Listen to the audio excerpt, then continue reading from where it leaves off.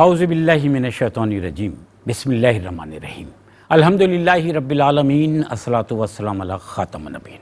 ناظرین کرام السلام علیکم، میں آپ کا میزبان شاہد مسرور اور روشنی سب کے لیے لے کر حاضر ہوں۔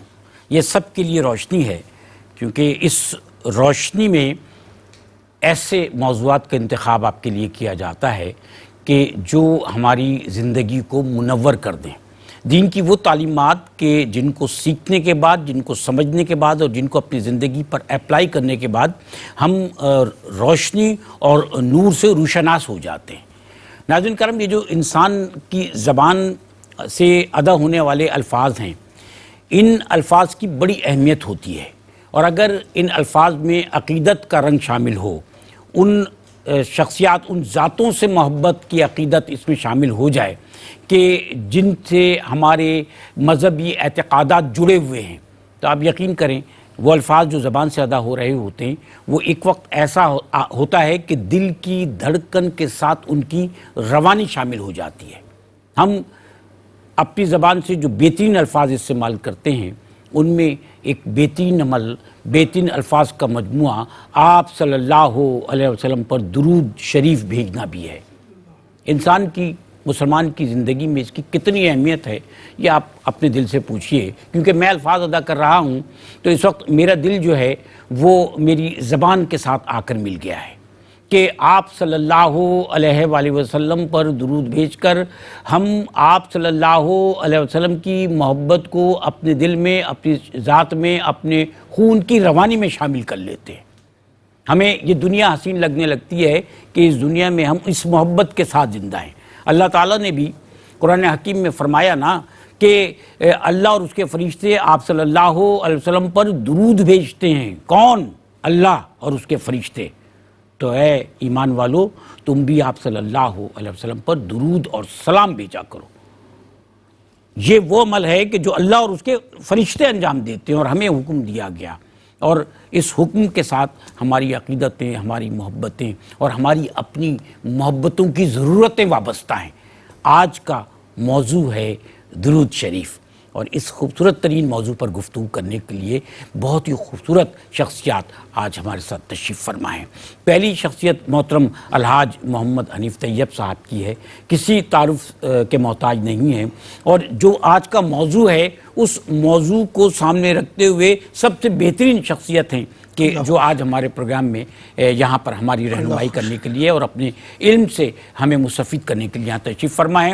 آپ کی زندگی خدمت انسانی سے عبارت ہے، چاہے وہ سیاست کا، چاہے وہ سماجیات کا، چاہے وہ معاشرت کا پہلو ہو، چاہے وہ دینی خدمات کا پہلو ہو۔ تو محترم الحاج محمد حنیف طیب صاحب، السلام علیکم سر۔ وعلیکم السلام ورحمۃ اللہ وبرکاتہ۔ ماشاء اللہ، اللہ خوش رکھے۔ الحمدللہ سر۔ پھر دوسری شخصیت، یہ آج اپنی علمیت کے ذریعے ہمیں درود شریف کے حوالے سے بہت کچھ بتائیں گے، اور ان کے ساتھ تشریف رکھنا ایک اتنی بڑی سعادت کی بات ہے کہ ان کے علم سے جب بھی آپ اور ہم ان کے علم سے مخاطب ہوتے ہیں تو نہ جانے ہم کتنا کچھ سیکھ لیتے ہیں۔ صاحب علم شخصیت ہیں، مفتی ہیں، اور اس کے ساتھ ساتھ جو ہے معلم بھی ہیں۔ محترم مفتی محمد احسن نوید نیازی صاحب، السلام علیکم صاحب۔ وعلیکم السلام ورحمۃ اللہ وبرکاتہ۔ آج کتنا خوبصورت موضوع ہے، بے شک، اور بے شک۔ میں مفتی صاحب سب سے پہلے تو جو لفظ صلاۃ ہے، اس لفظ کے معنی اور مفہوم جاننا چاہوں گا آپ سے۔ بسم اللہ الرحمن الرحیم، صلی اللہ علیہ حبیبی محمد وعلی آلہ وصحبہ بارک وسلم۔ سبحان شاید بھی دیکھیں، صلاۃ جو ہے وہ صلاۃ کا معنی ہوتا ہے دعا۔ اچھا، نماز کو بھی صلاۃ اسی لیے کہا جاتا ہے کہ نماز دعا پر مشتمل ہے، اس کے اندر دعا بھی ہے، اسی لیے اسے صلاۃ کہا جاتا ہے۔ اور درود شریف کو بھی صلاۃ اسی لیے کہا جاتا ہے کہ اس کے اندر ہم اللہ تبارک و تعالیٰ سے دعا مانگ رہے ہوتے ہیں کہ اللہ تعالیٰ اپنے محبوب پر رحمت نازل فرمائے، تو یہ اسی لیے اس کو صلاۃ کہا جاتا ہے۔ یہ تو ہے حقیقت لغویہ، حقیقی معنی۔ اب جب صلاۃ کا لفظ استعمال ہوتا ہے، اللہ کے لیے بھی استعمال ہوتا ہے، اللہ کے فرشتوں کے لیے بھی استعمال ہوتا ہے، ہمارے لیے بھی استعمال ہوتا ہے، تو چلیں ٹھیک ہے، ہم تو مخلوق ہیں، ہمارا کام ہے دعا مانگنا۔ ہم جب صلاۃ کہیں گے یا اللہم صلی علی کہیں گے تو معنی دعا کا ہی لیا جائے گا، لیکن اللہ تعالیٰ تو دعا سے پاک ہے۔ اللہ کے لیے تو ہم یہ کہنے سے رہے کہ اللہ دعا مانگتا ہے، اللہ دعا نہیں مانگتا، اللہ تو دعائیں قبول فرماتا ہے۔ تو پھر جب اللہ کی طرف صلات کی نسبت ہوگی تو پھر کیا معنی ہے؟ اس کی تشریح یہ ہے کہ صلات کا لفظ جب اللہ کی طرف منسوب ہو تو معنی ہوتا ہے انزال رحمت، اچھا رحمت نازل کرنا۔ اللہ ان اللہ و ملائکتہ یصلون علی النبی، بے شک اللہ اور اس کے فرشتے درود بھیجتے ہیں اس غیب بتانے والے پر، اس نبی پر درود بھیجتے ہیں۔ جو درود بھیجنا ہے یعنی رحمت نازل کرتے ہیں، اللہ تعالیٰ رحمت نازل کرتا ہے۔ یا ایھا الذین آمنوا صلوا علیہ وسلموا تسلیما، اے ایمان والو تم ان پر خوب درود اور خوب سلام بھیجو۔ اب ہم سے جو مطالبہ ہے، ہم دعا مانگتے ہیں، ہم کیا کرتے ہیں؟ طلب رحمت۔ جب نسبت ہوتی ہے ہماری طرف یعنی مخلوق کی طرف تو معنی ہوتا ہے طلب رحمت، رحمت کے نزول کی دعا مانگنا، اور جب نسبت اللہ کی طرف ہو تو معنی ہوتا ہے انزال رحمت، رحمت نازل کرنا۔ اور بعض حضرات علماء یوں فرماتے ہیں کہ اس کا ایک عمومی معنی لے لیں، عموم مجاز کے طور پر، اس کے تحت ساری چیزیں آ جائیں گی، ڈیفریشیٹ نہیں کرنا پڑے گا۔ وہ کیا ہے؟ وہ کہتے ہیں اس کا معنی جو عموم مجاز کے طور پر متعین کیا جائے گا وہ ہوگا ایصال الخیر الی الغیر، غیر کو خیر پہنچانا۔ اب چاہے نسبت اللہ کی طرف کر دیں، چاہے فرشتوں کی طرف کر دیں، چاہے ہماری طرف کر دیں، غیر کو فائدہ پہنچانا۔ اب یہ عام ہے، سب کو شامل ہو گیا۔ اللہ فائدہ پہنچائے گا اپنی شان کے مطابق، ہم فائدہ پہنچائیں گے اپنی اوقات کے مطابق، اپنی بساط کے مطابق۔ میں نے اوقات کا لفظ زور دے کر کہا کہ ہماری کیا اوقات وہاں پر، اسی لیے میں نے کہا اوقات کے مطابق۔ ہم تو بالکل ہم تو فیض پانے والے۔ تو اللہ تعالیٰ خیر پہنچائے گا محبوب کریم کو رحمت نازل فرما کر، ہم خیر پہنچا رہے ہیں رحمت کی دعا مانگ کر۔ ویسے تو یہ ہمارے ہی حق میں سعادت ہے کہ ہم ان کے لیے درود بھیجتے ہیں، لیکن چونکہ دعا ہے نا اور محبوب کے حق میں دعا ہے تو محبوب کے حق میں کی جانے والی دعا رد نہیں ہوتی، تو رحمت نازل اللہ ویسے بھی فرما رہا ہے، لیکن جب ہم دعا مانگتے ہیں تو اس دعا کے نتیجے میں بھی رحمت نازل ہوتی ہی ہے۔ اسی لیے باقاعدہ اس پہ بھی علماء نے کلام کر رکھا ہے کتابوں کے اندر کہ جو درود شریف ہم پڑھتے ہیں، اس درود شریف کا حضور جان عالم صلی اللہ تعالی علیہ وسلم کو فائدہ پہنچتا ہے یا نہیں پہنچتا؟ تو علماء کی بڑی تعداد ہے جو کہتے ہیں کہ حقیقتاً فائدہ پہنچتا ہے، کیونکہ اگر فائدہ نہ پہنچے تو ہم سے یہ حکم کرنا پھر بے فائدہ ہو جائے، اور اللہ بے فائدہ بات کا حکم نہیں دیتا۔ فعل الحکیمی لا یخلو عن الحکمہ، حکیم کا کوئی کام، حکمت والے کا کوئی کام حکمت سے خالی نہیں ہوتا، اور اللہ تبارک و تعالیٰ تو خود جو ہے وہ سب سے بڑا حکیم ہے۔ تو اس نے جو حکم ارشاد فرمایا اس حکم کے اندر فائدہ ہے، حضور کو بھی فائدہ پہنچتا ہے، لیکن نیاز مندی کا تقاضا یہ ہے، سعادت مندی کا تقاضا یہ ہے کہ ہم یہ نہ سمجھیں کہ ہم فائدہ پہنچا رہے ہیں، بلکہ ہم یہ سمجھیں کہ جیسے بھیکاری بھیک مانگنے کے لیے جب آواز لگاتا ہے تو آواز یوں لگاتا ہے، صدا یوں لگاتا ہے، سخی کے بچوں کی خیر، سخی کی خیر، تو بھیک ملتی ہے۔ تو ہم بھی انداز یہ اختیار کریں کہ دعا جو ہم حضور کے لیے مانگ رہے ہیں، اس دعا سے اصل میں فائدہ ہمیں ملنا ہے، حضور ہمارے فائدے سے مستغنی ہیں، انہیں حاجت نہیں، لیکن اللہ رحمت بہرحال نازل فرمائے گا۔ اور ایک جملے کی تصحیح بھی کر دیتا ہوں، بعض لوگ جوش خطابت میں یوں کہہ دیا کرتے ہیں کہ اللہ تعالیٰ عبادت کوئی عبادت نہیں کرتا سوائے ایک عبادت کی، اللہ کسی چیز میں شریک نہیں ہے سوائے ایک عبادت کی، اور وہ عبادت ہے درود شریف، کہ اللہ نے فرمایا کہ اللہ بھی کر رہا ہے، فرشتے بھی کر رہے ہیں، مومنو تم بھی کرو۔ یہ انتہائی غلط جملہ ہے، اس جملے کو ہم کنڈیم کرتے ہیں، ہر فورم پہ کنڈیم کرتے ہیں۔ اللہ تعالیٰ عبادت سے پاک ہے، اللہ معبود ہے، عبد نہیں ہے، اس کی عبادت کی جاتی ہے، وہ عبادت نہیں کرتا۔ اور اسی لیے میں نے یہ ساری تفصیل بھی بتائی کہ جب اللہ کی طرف نسبت ہوگی صلات کی تو اس کا درود بھیجنا اور ہے، ہمارا درود بھیجنا اور ہے، شرکت ہے ہی نہیں۔ ہم درود بھیج رہے ہیں، ہم دعا مانگ رہے ہیں، اور اللہ درود بھیج رہا ہے، دعا نہیں مانگ رہا، اللہ رحمت نازل فرما رہا ہے، ہم صرف طلب رحمت کر رہے ہیں، یعنی دعا مانگ رہے ہیں رحمت کی نزول کی۔ تو فرق ہو گیا، جب ڈفرینشیٹ ہو گیا تو شرکت ویسی ختم ہو گئی، تصوری ختم ہو گیا، لفظ کے اعتبار سے بھی، یعنی ظاہری بھی فرق ہے۔ اور پھر جب درود ابراہیمی پڑھتے ہیں تو خاص طور پہ ہم آپ صلی اللہ علیہ وسلم کے ساتھ ساتھ امت کے لیے بھی اللہ تعالیٰ سے بالکل ہے وہ، اور سلام کی اور رحمت کی دعا مانگتے ہیں۔ تو اللہ تعالیٰ کے لیے یہ لفظ نہیں بولنا چاہیے عبادت کا، اللہ معبود ہے، ہمیشہ سے معبود تھا، ہمیشہ معبود رہے گا، اور آج بھی معبود ہے، اس کے علاوہ کوئی نہیں۔ بالکل، اور وہ عبادت سے پاک، اس کی عبادت کی جاتی ہے، وہ عبادت نہیں کرتا۔ ماشاءاللہ ماشاءاللہ۔ محترم حاجی صاحب، جی بسم اللہ۔ الحمدللہ، اتنا خوبصورت موضوع ہے درود شریف جو ہے، قرآن اور حدیث میں جو اس کی اہمیت بیان کی گئی ہے وہ ہمیں بتائیے۔ ضرور، بسم اللہ، بہت اچھا عنوان ہے، ماشاءاللہ۔ اور جس گھر میں اندھیرا ہے درود شریف کے تذکرے سے وہاں نور آ جائے گا، نور آ جاتا ہے، اجالا ہو جاتا جس دل میں غم ہے درود شریف کے تذکرے سے وہاں پر ایک سکون کی کیفیت پیدا ہو جائے گی۔ بے شمار ہماری مشکلات ہیں جو اس خالی درود شریف پڑھنے سے آسان ہو آسان جاتی ہو ہیں. جاتے ہیں. میں اپنے ٹاپک پر کہنے سے پہلے اللہ کا شکر ادا کرتے ہوئے عرض کروں، ارشاد. کابینہ کا اجلاس ہو، قومی اسمبلی کا اجلاس ہو، سینٹ کا اجلاس ہو، کوئی جلسہ ہو یا عالمی سطح کی کوئی کانفرنس ہو، میں نے ہمیشہ اپنی تقریر شروع کرتے وقت بسم اللہ کے بعد درود و سلام پڑھا ہے. کیا بات ہے. الصلاۃ والسلام علیک یا سیدی یا رسول اللہ. صلی اللہ علیہ وسلم. اور اللہ نے اس کے سبب مجھے سکون، کامیابی اور اطمینان کی دولت سے کیا مالا مال بات ہے. کیا ہے. ماشاء اللہ ماشاء اللہ. درود شریف کے بارے میں بہت اچھی گفتگو مولانا نے کی.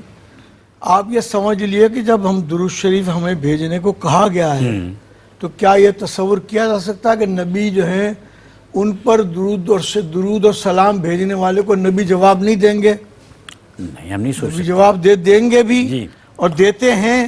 اور اس کا تذکرہ کتابوں میں موجود ہے کہ جب وہ مجھ پر کوئی قریب سے درود و سلام بھیجتا ہے تو میں خود سنتا ہوں.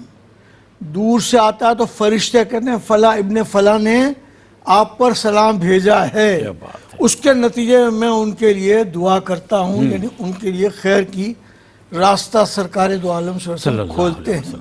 سبحان. تو درود شریف تو ایک ایسا ہے نا کہ اس کے بغیر آپ سمجھ لیجئے کہ ہماری نمازی مکمل نہیں ہوتی. جی ہاں، بالکل بالکل.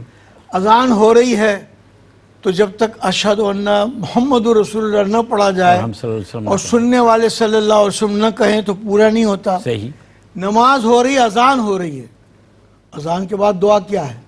جی ہاں. ساری دعا جو ہے جی ہاں. مقام محمود پر فائز فرما اور ہمارے لیے شفاعت کا ذریعہ بنا. صحیح. تو یہ ساری چیزیں جو ہیں وہ نبی کریم صلی اللہ علیہ وسلم کے متعلق اور حوالے سے ہیں. اور ظاہر ہے کہ سرکار دو عالم صلی اللہ علیہ وسلم نے فرمایا کہ اگر کسی کے سامنے میرا ذکر کیا جائے اور وہ درود شریف نہ پڑھے تو حضور نے بھی فرمایا اور صحابہ نے فرمایا کہ وہ بہت زیادہ تباہی کا شکار ہو جائے گا. اگر ذکر ہو میرا اور درود شریف نہ پڑھے تو اس کے لیے وعید ہے. سر آپ کی اجازت سے ایک وقفے پہ جا کر آپ سے مزید رہنمائی حاصل کریں گے. ہمارے ساتھ رہیے، بہت خوبصورت موضوع ہے آج. ناظرین کرام، روشنی سب کے لیے اور آج کا موضوع ہے درود شریف. ہمارے ساتھ محترم الحاج محمد حنیف طیب صاحب تشریف فرما ہیں اور ہمارے ساتھ محترم مفتی محمد احسن نوید نیازی صاحب تشریف فرما ہیں. درود شریف کے موضوع پر بات کر رہے ہیں. یہ اللہ تعالیٰ نے ہمیں سعادت بخشی ہے کہ ہم درود شریف پڑھ سکیں، درود شریف بھیج سکیں آپ صلی اللہ علیہ وسلم پر اور اس پر گفتگو کر کے کچھ سیکھ سکیں. تو محترم حاجی حنیف طیب صاحب جو ہیں وہ ہمیں بتا رہے تھے جب ہم وقفے پہ گئے کہ درود شریف کی قرآن اور حدیث کی روشنی میں اہمیت کیا ہے. جی سر. ایک تو یہ جو سورہ احزاب کی جو ابھی ہم نے آئے تھے ترجمے میں 56 ہے شاید. جی تو وہ بھی 2 شوال کو یہ نازل ہوئی تھی. جی سر. تو اسی سے یہ تو ایک ایسا ڈائریکٹلی حکم ٹائپ کا ہے کہ جس پر جو ہے وہ جی ہاں ہم ہر نماز کے بعد جو دعا ہوتی ہے تو اس کو بھی پڑھ کر ساتھ درود و سلام پڑھنے کی سعادت حاصل کر لیں. احادیث میں تو یہ ہے کہ بخیل وہ ہے کہ جس کے سامنے نبی کا ذکر کیا جائے اور وہ درود و سلام درود شریف صحیح بات ہے نہ پڑھے.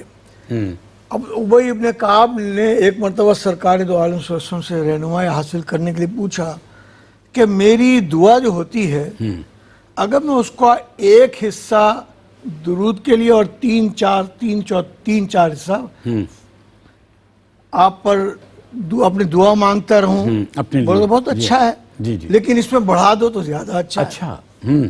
تو پھر اس نے کہا کہ میں آدھی دعا کر دوں اور آدھے وقت آپ کو درود شریف پڑھتا رہوں. بولے یہ بہت اچھا ہے لیکن اس سے بھی زیادہ کر دو تو زیادہ اچھا ہے. ماشاءاللہ. پھر اس کے بعد 3/4 پہ بات آئی اور پھر اس کے بعد کہا کہ کوئی لفظ دعا کا نہ کروں صرف درود شریف پڑھتا رہوں. بولے یہ تو اس سے بھی زیادہ تمہارے لیے اچھا ہے اگر تم اس پر عمل کرو. تو یہ ترمذی کی حدیث ہے. تو ظاہر ہے کہ احادیث کا تو ایک انبار ہے پورا اور اس پر صرف ایک درود شریف اور احادیث میں مولانا جیسے حضرات دوسرے لوگ بیٹھے ہوں اور وہ احادیث سنائیں پڑھیں تو بہت زیادہ لوگوں کو گھر گھر تک پہنچنی چاہیے. اصولاً ہونا یہ چاہیے تھا. ایک اسلامی ریاست میں یہ سبجیکٹ ہمارے اسکول کالج کے زمانے سے شروع ہو جانا چاہیے تھا. جی. تو لوگوں کو اس سلسلے میں دیکھیں نا، جتنی ہماری مشکلات ہیں وہ ہمارے چاہنے سے دور نہیں ہوتی.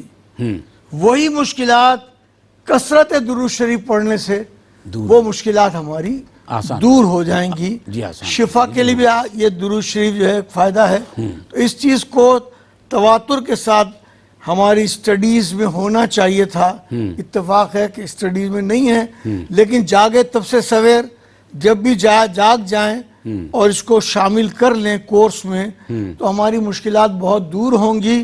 بندہ اگر رات کو سوتے وقت بھی ایک تسبیح درود شریف پڑھ لے، اس کی روایتوں میں آیا ہے کہ جس نے میرے اوپر جمعے کے دن 100 درود شریف پڑھے، دن میں 200 پڑھے، رات میں 100 پڑھے، اس طرح اس سے زیادہ کی روایات بھی آئی ہیں.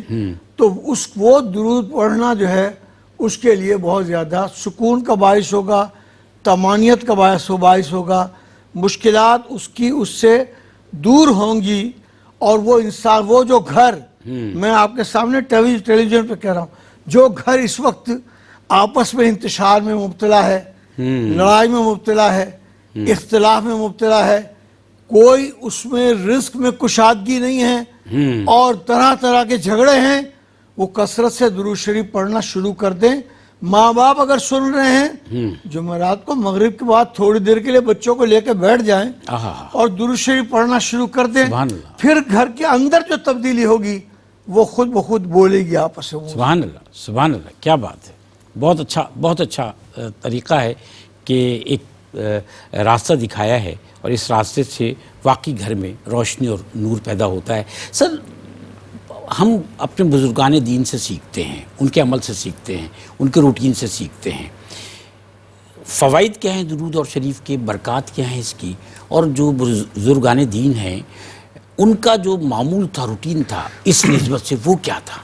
دیکھیں شاید درود شریف کے فوائد اور برکات کی کیا بات کی جائے. درود شریف جو ہے وہ سراسر جامع برکات ہے اور مجمع الفوائد ہے. یعنی درود شریف ایسا ہے کہ اس سے ہر سطح پر فائدہ اور برکت متعلق ہے. اور کیوں نہ ہو، آپ اندازہ اسی سے کر لیجئے نا کہ جو بھی ہم نے آیت کریمہ تلاوت بھی کی تھی کہ اللہ تعالیٰ فرما رہا ہے کہ اے ایمان والو تم ان پر درود اور خوب سلام بھیجو. یعنی اللہ تبارک و تعالیٰ اس بات کا حکم ارشاد فرما رہا ہے. تو جس بات کا حکم اللہ تبارک و تعالیٰ دے اور حکم دینے سے پہلے اس کی اہمیت جتانے کے لیے یہ ظاہر فرمائے کہ بے شک اللہ بھی درود بھیج رہا ہے، یعنی رحمت نازل کر رہا ہے، اس کے فرشتے بھی درود بھیج رہے ہیں. ایمان والو تم بھی درود بھیجو اور خوب سلام بھیجو، تم بھی درود بھیجو. جس عمل کا پروٹوکول ایسا ہو کہ اللہ تبارک و تعالیٰ اس کو یوں ظاہر فرمائے اور پھر حکم دے، تو اندازہ کر لیجئے وہ کیسا مجمع الفوائد ہوگا اور کیسا جامع برکات ہوگا. تو برکات تو اس کی بے شمار. حضور جان عالم صلی اللہ علیہ وسلم نے ارشاد فرمایا جو مجھ پہ درود بھیجتا ہے اللہ تعالیٰ اس پہ اس کے عوض میں 10 دفعہ رحمت نازل فرماتا ہے. صلی اللہ بہا عشرہ، اللہ اس پہ 10 دفعہ درود بھیجتا ہے، یعنی 10 دفعہ رحمت نازل فرماتا ہے. ہم ایک دفعہ درود بھیج رہے ہیں، اللہ اس کے بدلے میں 10 مرتبہ رحمت نازل فرما رہا ہے. حضور پہ تو فرما ہی رہا ہے، ہم پہ حضور پر اس درود بھیجنے کی برکت سے اللہ ہم پہ 10 رحمت نازل فرما رہا ہے. حضرت عبدالرحمن بن عوف رضی اللہ تعالیٰ عنہ، مسند احمد بن حنبل کی روایت ہے، وہ کہتے ہیں میں نے حضور جان عالم علیہ السلام کو دیکھا کہ سرکار علیہ السلام نے سجدہ فرمایا، اتنا طویل سجدہ فرمایا کہ مجھے خوف لاحق ہوا کہ کہیں سرکار علیہ السلام مالا اعلیٰ سے تو نہیں جا ملے، کہیں آپ کی روح مبارک جسد اقدس سے پرواز تو نہیں کر گئی. لیکن سرکار علیہ السلام نے اس کے بعد جب سر اقدس اٹھایا تو میں نے حضور سے سبب پوچھا تو سرکار علیہ السلام نے فرمایا کہ مجھے اللہ تبارک و تعالیٰ نے یہ وحی فرمائی کہ من صلی علیک صلیت علیہ ومن سلم علیک سلمت علیہ. جو محبوب تم پہ درود بھیجے گا میں اس پہ درود بھیجوں گا، جو تم پہ سلام بھیجے گا میں اس کو سلامتی عطا فرماؤں گا، اس پہ سلام بھیجوں گا. تو میں نے شکر کا سجدہ کیا. اب یہ انداز دیکھیے کہ محبوب کریم علیہ السلام اس بات پہ شکر کا سجدہ فرما رہے ہیں، اس کی عظمت کا اندازہ لگائیے. اور اللہ یہ ارشاد فرما رہا ہے اور اپنے محبوب کو فرما رہا ہے، گویا محبوب سے وعدہ فرما رہا ہے کہ محبوب جو تم پہ درود بھیجے گا میں اس پہ درود بھیجوں گا، جو تم پہ سلام بھیجے گا میں اس پہ سلام بھیجوں گا. تو جس پہ اللہ رحمت نازل فرمائے اور یوں اعلان فرمائے اور محبوب کی دل جوئی فرمائے اور مجدہ محبوب کو سنائے، اور محبوب کریم علیہ السلام وہ مجدہ ہم تک پہنچائیں کہ محبوب پہ درود بھیجا جائے گا تو اللہ درود بھیجے گا، محبوب پہ سلام بھیجا جائے گا تو اللہ سلام بھیجے گا. تو اب انداز لگائیے ساری مشکلات پریشانیاں کہاں گئیں، وہ تو ویسے ہی ٹل جانی ہے نا. وہ خدا جو حقیقتاً مشکل کشا ہے، جس کو سب مانتے ہیں کہ وہ مشکلات دور کرنے والا ہے، وہی خدا جو خود سلام ہے، سلامتی کا خالق ہے اور سلامتی دینے والا ہے، سلامتی نازل فرمانے والا ہے. جب وہ فرما رہا ہے کہ محبوب پہ درود بھیجو گے تو میں سلامتی نازل کروں گا، جب اللہ سلامتی نازل کرے گا تو بلائیں ٹلیں گی نا، بلائیں اٹھ جائیں گی. اللہ کی سلامتی، اللہ کی دین، اللہ کی رحمت، اللہ کی رضا ہے. بالکل. اور حضور جان عالم صلی اللہ علیہ وسلم نے دوسرے مقام پہ فرمایا بھی نا، وہ روایت کے اندر جہاں یہ کہ میں اگر سارا وقت عطا کر دوں، اگر ایسا کرو گے، درود کے لیے مختص کرو گے سارا وقت، تو اللہ دنیا و آخرت میں جو تمہارے اہم امور ہیں، جو تمہاری خواہشات ہیں، دنیا کی ہوں یا آخرت کی، اللہ کافی ہو جائے گا. یعنی درود شریف پڑھنے والے کو دنیا کی خیر بھی حاصل ہونی ہے، درود شریف پڑھنے والے کو آخرت کی خیر بھی حاصل ہونی ہے، درود شریف پڑھنے والے کو دین کی خیر بھی حاصل ہونی ہے. درود شریف پڑھنے والے سے اللہ خوش ہوتا ہے، درود شریف پڑھنے والے سے اللہ کے فرشتے خوش ہوتے ہیں، درود شریف پڑھنے والے سے اللہ کے محبوب خوش ہوتے ہیں، اور درود شریف پڑھنے والے سے بزرگان دین بھی خوش ہوتے ہیں. اب بزرگان دین کی طرف آئیے. بزرگان دین کے معمولات تو سبحان اللہ ایک سے ایک بیان ہوئے ہیں، لیکن اس وقت جو میرے ذہن میں ابھی فوراً ایک بات آ رہی ہے، وہ شیئر کرنا مجھے دل کر رہا ہے میں وہ شیئر کروں کہ علامہ یوسف بن اسماعیل نبھانی رحمہ اللہ بڑے اعلیٰ پائے کے عالم گزرے، انہوں نے بڑی کتابیں بھی درود شریف پہ لکھی ہیں. انہوں نے اس بات کو ذکر کیا، ایک روایت ہے جزا اللہ عنا محمدن بما ہوا اہل. درود شریف ہم اسے سیدنا کہہ کے جو ہے وہ اضافہ کر کے پڑھتے ہیں اور مستحب ہے اضافہ کرنا. اس کا مطلب یہ ہے کہ اللہ جزائے خیر عطا فرما محمد صلی اللہ علیہ وسلم کو، وہ جس کے وہ اہل ہیں، یعنی جیسی جزا کے وہ اہل ہیں ویسی جزا عطا فرما. اب اس کے بارے میں ایک روایت ہے اور اس روایت کے اندر الفاظ یہ ہیں کہ جس نے یہ پڑھا تو اس نے کیا کیا، اتعبا 70 کاتبا الف صباح، کہ اس نے 70 کاتبوں کو تھکا دیا 1000 صبحوں کے لیے. یعنی 70 فرشتے 1000 صبحوں تک ثواب لکھتے رہیں تو اس کا ثواب نہیں لکھ سکتے. یہ بات جو فرمائی تو اب یہ روایت ضعیف ہے، دیگر طرق سے یہ روایت جو ہے کبھی ہو جاتی ہے لیکن ویسے ضعیف ہے. تو علامہ نبھانی کہتے ہیں کہ ایک بزرگ مجھے ملے حضرت وحید آفندی، انہوں نے مجھے کہا کہ میں نے 10 سال پہلے کتابوں میں یہ روایت پڑھی تھی تو مجھے لگا، شک ہوا کہ اتنا تھوڑا عمل اور اس پہ اتنا عظیم ثواب، تو مجھے تھوڑا شک تھا روایت کے بارے میں کہ لگتا ہے روایت درست نہیں ہے. تو میرے دل میں آیا کہ میں صبح اٹھ کے علماء سے پوچھوں گا کہ یہ صحیح ہے کہ نہیں. کہتے میں رات کو سویا تو میں نے خواب میں دیکھا کہ حضور جان عالم صلی اللہ علیہ وسلم جلوہ فروز ہیں، 2 زانو بیٹھے ہیں، سفید امام آپ نے سر اقدس پہ سجایا ہوا ہے، سیاہ جبہ پہنا ہوا ہے. اب میں نے حضور کے سامنے عرض کیا، یہی روایت پڑھی، کہا حضور کیا آپ نے یہ فرمایا ہے؟ تو سرکار علیہ الصلوۃ والسلام نے اپنے صدر مبارک اپنے سینہ اقدس پہ ہاتھ رکھا، دست مبارک رکھ کے فرمایا، نعم انا قلتہ، ہاں میں نے یہ بات کہی ہے. تو یہ اس علامہ نبھانی نے اس بات کو پھر کوٹ کیا، باقاعدہ نقل کیا ہے. تو اس سے پتہ چلا اسلاف بھی درود شریف کو کتنی اہمیت دیتے تھے اور یہ کتنا باعث برکت. ماشاءاللہ ماشاءاللہ. تذکرہ کرنے بیٹھے ہیں سر، بہت مواد ہے محبتوں کا. آپ سے میں جاننا چاہ رہا ہوں کہ ابھی آپ نے تذکرہ فرمایا تھا کہ دعا کتنی مانگی جائے، اس میں درود شریف کتنا ہو، تو کہا گیا، فرمایا گیا کہ صرف درود شریف ہی پڑھتے رہو. تو دن میں کتنی مرتبہ درود شریف پڑھنا چاہیے سر؟ اصل میں کوئی تعداد تو اس کی مقرر محدود نہیں کی گئی ہے، جتنا زیادہ پڑھ سکیں. 100 کی روایت بھی ہے تو 200 کی بھی ہے، 300 کی بھی ہے، 700 کی بھی ہے، 750 کی بھی ہے. لیکن آپ جس محفل میں بیٹھے ہوں نا، واجب یہ ہے کہ آپ ایک مرتبہ درود شریف پڑھیں اور تذکرہ وہاں چھڑ جائے تو اس میں آپ ریسپونڈ کرتے ہوئے درود شریف پڑھیں. درود شریف کثرت سے پڑھنے کا حکم دیا گیا ہے، اور جتنا زیادہ آپ کثرت سے پڑھیں گے اتنا ہی زیادہ آپ کو آپ کا فائدہ بتایا گیا ہے. اور نہ پڑھنے کے حوالے سے میں پہلے وقفے پہ جب ہم گئے تھے تو بات ایک حدیث شریف کٹ گئی تھی کہ سرکار دو عالم صلی اللہ علیہ وسلم ممبر پر سیڑھی چڑھ رہے تھے، 3 مرتبہ آپ نے آمین آمین آمین آمین کا، اور اس وقت کلام فرما رہے تھے جبریل امین. تو اس میں ایک مرتبہ تو یہ تھا جس سے میرا مقصود بیان کرنا ہے، وقت کے محدود ہونے کے وجہ سے تینوں روایت ممکن نہیں بیان کروں، لیکن ایک تو یہ تھی کہ جس کے سامنے میرا تذکرہ کیا جائے، جس کے سامنے آپ کا تذکرہ کیا جائے اے نبی، اور وہ آپ پر درود نہ پڑے وہ تباہ ہو گیا. تو حضور نے فرمایا آمین. جس کو ماں باپ دونوں ضعیف العمری میں مل جائیں اور ان کو خدمت کر کے بخشوا نہ لے اپنے آپ کو، تو تباہ ہو گیا۔ جس کو رمضان شریف مل گیا اور معافی مانگ کے توبہ کر کے استغفار پڑھ کر اپنے آپ کو جنتی لکھوا نہ لے تو وہ بھی تباہ ہو گیا۔ تو اس لیے ظاہر ہے کہ اس طرح کی روایات موجود ہیں جس میں زیادہ سے زیادہ سرکار دو عالم صلی اللہ علیہ وسلم کے تذکرے کا مفہوم موجود ہے۔ اسی طرح میں آپ کی خدمت میں یہ عرض کر رہا ہوں کہ 3 سیڑھیوں کے علاوہ حضرت جابر بن عبداللہ بہت بڑے مشہور صحابی ہیں، اچھی بڑی روایت ہے۔ وہ فرمایا کہ انہوں نے لکھا استادات پر چل رہی تھی کہ جو روزانہ 100 مرتبہ درود شریف پڑھے گا اس کی 100 حاجتیں اللہ پوری کر دے گا۔ 100 حاجتیں پوری کرنے میں لکھا ہے کہ 70 آخرت کی، دنیا کی 30۔ ایک اور روایت میں یوں آیا ہے حاجتیں پوری کرنے کی جگہ کہ اس پر رحمتیں نازل فرمائے گا، 30 دنیا کی اور 70 آخرت کی۔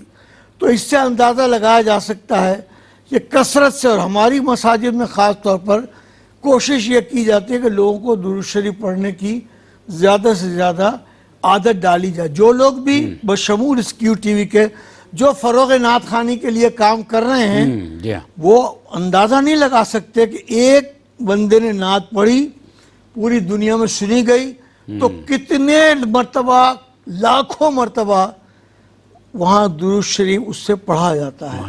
اور یہ درود شریف پڑھنا مولانا نے جیسے فرمایا دراصل ہمارے اپنے فیض کے لیے ہے۔ بزرگان دین فرماتے کچھ لوگ ایسے ہوتے ہیں کہ جن کی نماز جنازہ میں اگر ہم شریک ہوں تو ان کو تو جو فائدہ پہنچنا ہے پہنچے گا، لیکن ہمیں بھی فائدہ پہنچنا ہے۔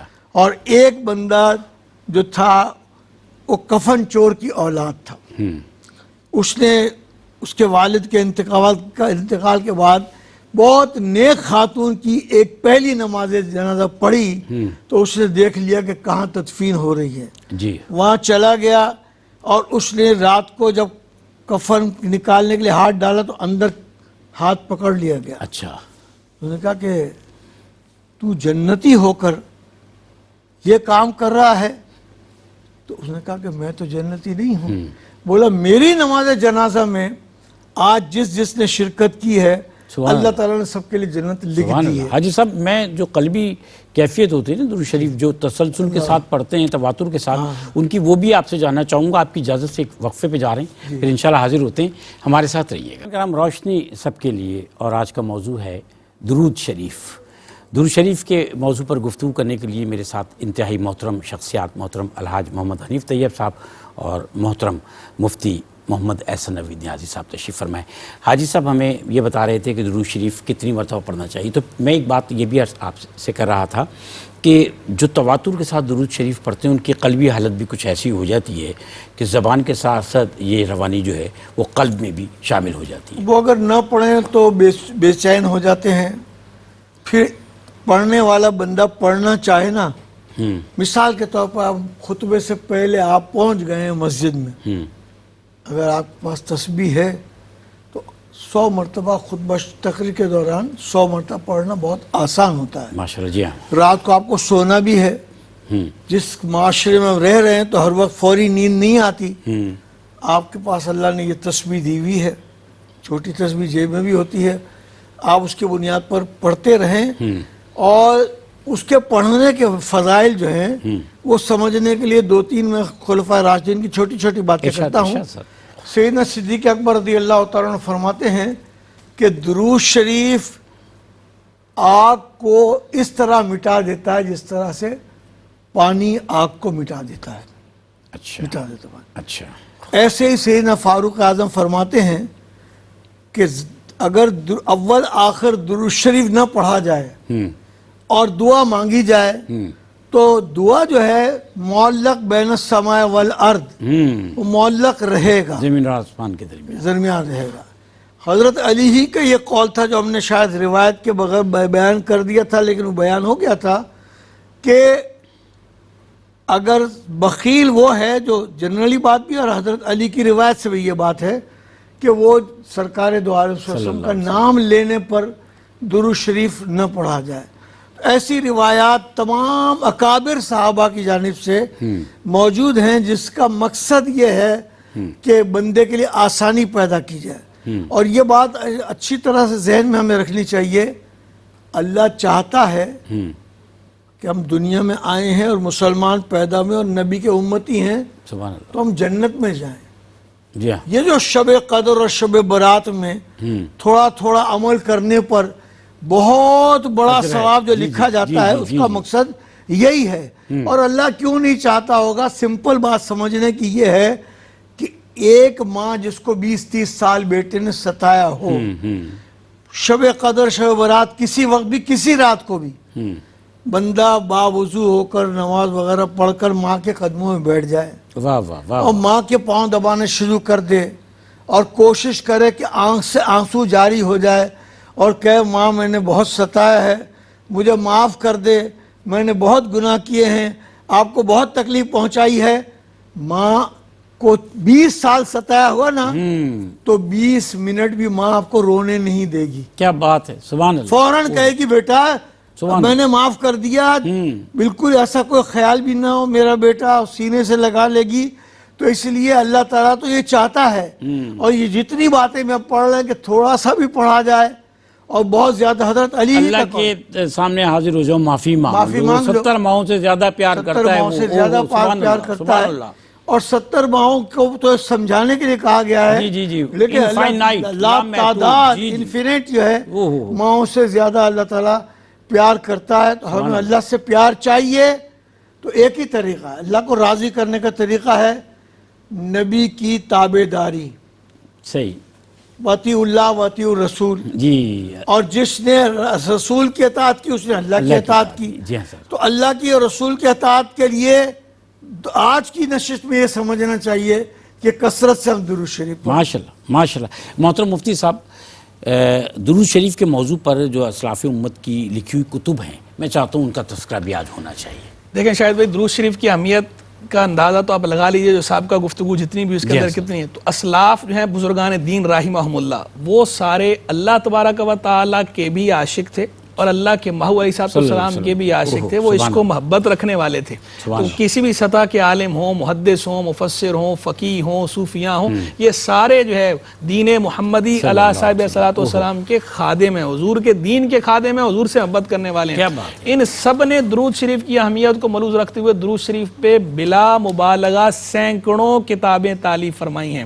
جن کتابوں میں درود شریف کا ذکر ضمناً ہوا ہے، چیپٹرز میں ہوا ہے، ان کی بات نہیں کر رہا. جو کتابیں مستقلاً کمپلیٹ شروع سے آخر تک A to Z صرف درود شریف کو موضوع سخن بنا کر لکھی گئی ہیں، ان کی بات کروں کہ بلا مبالغہ وہ سینکڑوں کتابیں. عربی کی بات کروں، دیگر زبانوں کو شامل کریں تو پھر تو معاملہ ہزاروں تک چلا جانا ہے. میں صرف عربی کی بات کروں کہ عربی زبان میں جو کتابیں لکھی گئی ہیں، سینکڑوں کتابیں لکھی گئی ہیں. اب ظاہری بات ہے وقت کی قلت دامنگیر، ہم وہ ساری تو نہیں بیان کر سکتے کہ ان میں سے چند ایک کا میں ذکر ضرور کرنا چاہوں گا. پہلے ایک کتاب ہے حافظ نمیری رحمہ اللہ کی، اس کتاب کا نام ہے الاعلام بفضل الصلاۃ علی النبی علیہ الصلاۃ والسلام. علامہ تاج الدین فاکہانی مالکی رحمہ اللہ کی کتاب ہے الفجر المنیر فی الصلاۃ علی البشیر النذیر. ابن قیم الجوزیہ کی کتاب ہے جلاء الافہام فی الصلاۃ علی محمد خیر الانام. علامہ مجد الدین فیروز آبادی رحمہ اللہ کی کتاب ہے الصلاۃ والبشر فی الصلاۃ علی خیر البشر صلی اللہ تعالی علیہ وآلہ وسلم. حافظ شمس الدین سخاوی رحمہ اللہ کی کتاب ہے القول البدیع فی الصلاۃ علی الحبیب الشفیع صلی اللہ تعالی علیہ وسلم. علامہ یوسف بن اسماعیل نبہانی رحمہ اللہ، جن کا میں نے ذکر ابھی شروع میں کیا تھا، ان کی کتاب ہے ایک سعادت الدارین کے نام سے درود شریف پر مستقل.